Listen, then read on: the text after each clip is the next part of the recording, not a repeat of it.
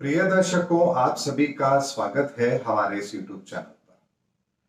दर्शकों, मुझे जब भी ब्रह्मांड के अंदर ग्रहों की कुछ विशेष परिस्थितियां नजर आती हैं, मैं आपको वीडियो के माध्यम से उसके बारे में अवगत जरूर कराता हूं। और ऐसी ही एक विशेष परिस्थिति मेरे दृष्टि में आई है और उसके संदर्भ में आज ये वीडियो में बनाकर आप लोगों के सामने लेकर आया हूं। दर्शकों, अक्सर आप लोगों ने सुना होगा कि काल सर्प योग होता है।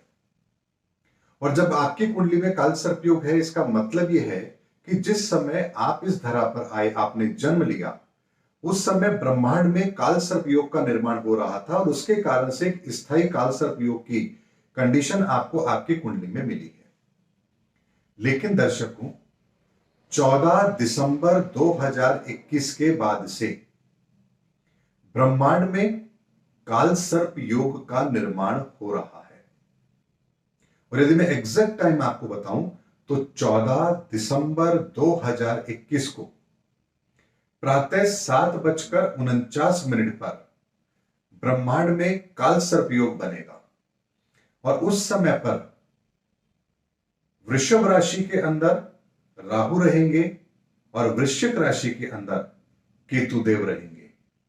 और उस समय ग्रहों की यह परिस्थिति होगी कि राहु और केतु के मध्य में बाकी सभी ग्रह होंगे। और यह काल सर्प योग अमूमन वैसे तो काफी लंबा रहेगा, लेकिन चंद्रमा के कारण से बीच बीच में यह काल सर्प योग भंग भी अवश्य होगा, क्योंकि 2.25 दिन में चंद्रमा अपना राशि परिवर्तन करते हैं। ऐसे में 15 दिन के बाद चंद्रमा राहु को क्रॉस करेंगे तो काल सर्प योग फिर खंडित भी होगा। ऐसे में 14 दिसंबर 2021 से जो काल सर्प योग बन रहा है वो 17 दिसंबर को खंडित भी होगा, क्योंकि तब चंद्रमा राहु और केतु की परिधि से बाहर होंगे। और उसके बाद में 31 दिसंबर 2021 को सुबह 5 बजे पुनः यह काल सर्प योग बनेगा। और दर्शकों, यदि मैं आपको बताऊं 31 दिसंबर 2021, तो आगे क्या मुझे बोलना चाहिए? आप समझ गए होंगे, समझदार हैं। यानी कि इस बार जो 2022 का साल आरंभ होगा वो काल सर्प योग में आरंभ होगा। ऐसे में 31 दिसंबर 2021 को सुबह 5 बजे ही काल सर्प योग आरंभ हो जाएगा। और 1 जनवरी जब आरंभ होगी तब काल सर्प योग रहेगा। इसलिए 2022 का साल काल सर्प योग के कारण से भी विशेष रहेगा। और मैंने आप लोगों को बताया भी है कि 2022 का साल बहुत बड़े परिवर्तन के लिए जाना जाएगा और राजनीतिक उथल फुथल होगी, ये तो मैंने आपको बहुत पहले से बता रखा है। ऐसे में इस बार नया साल काल सर्प योग की परिधि के अंदर आरंभ होगा। और यह काल सर्प योग कब तक रहेगा? 13 जनवरी 2022 को फिर चंद्रमा के कारण से यह काल सर्प योग खंडित होगा। यानी हर 15 दिन के अंदर, लगभग 15 दिन के अंदर चंद्रमा 6 राशियों का भ्रमण करके जैसे ही राहु केतु की परिधि से बाहर निकलेगा, फिर 14 से 15 दिन के लिए काल सर्प योग को खंडित करेगा। केवल चंद्रमा ही है जो इतना तेज चलता है, जिसके कारण से लगभग 14 से 15 दिन ही काल सर्प योग रहता है। उसके बाद वो खंडित भी हो जाता है अगले 14 से 15 दिन के लिए।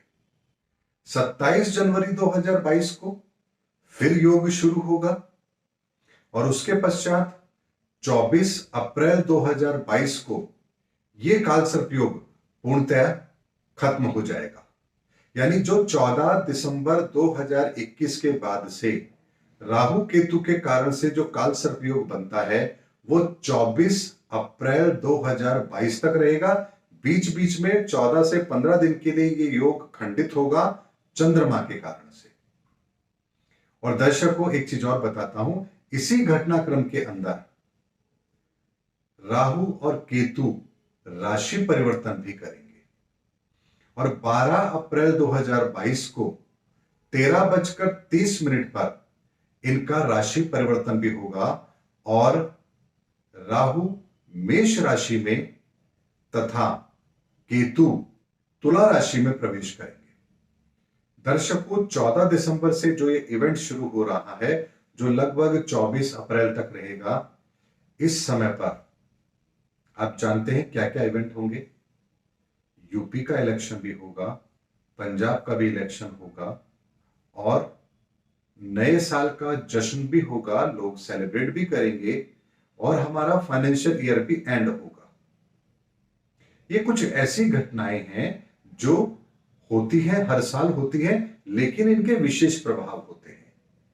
ऐसे में जो अभी इनकम टैक्स की पोर्टल की प्रॉब्लम चल रही है, जिस कारण से बार बार डेट बढ़ानी पड़ रही है, इस बार इस चीज को भी ध्यान में रखना है कि इस प्रॉब्लम को जल्द से जल्द सॉल्व करना ही है।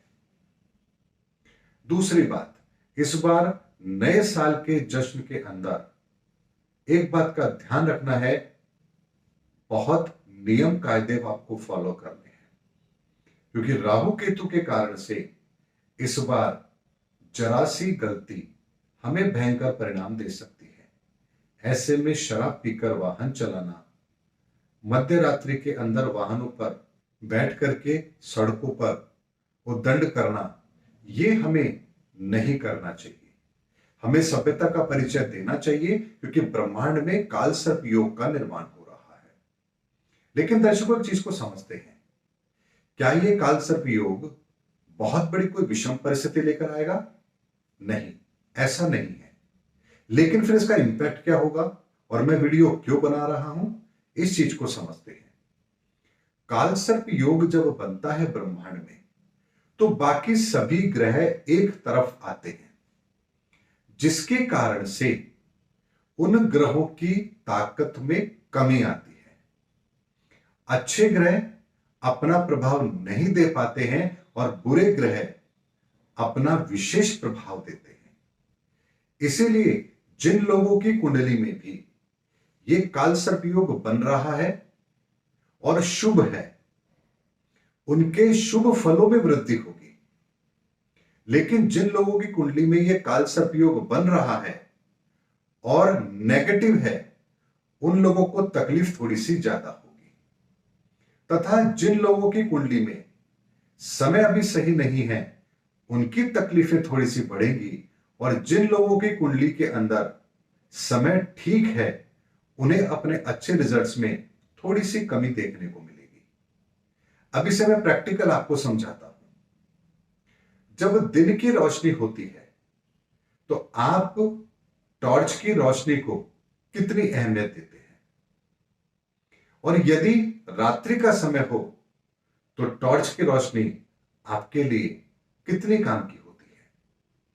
ठीक उसी तरीके से राहु और केतु की परिधि के अंदर एक तरफ सभी ग्रहों के आ जाने के कारण से उनके प्रभाव में कमी अवश्य आती है।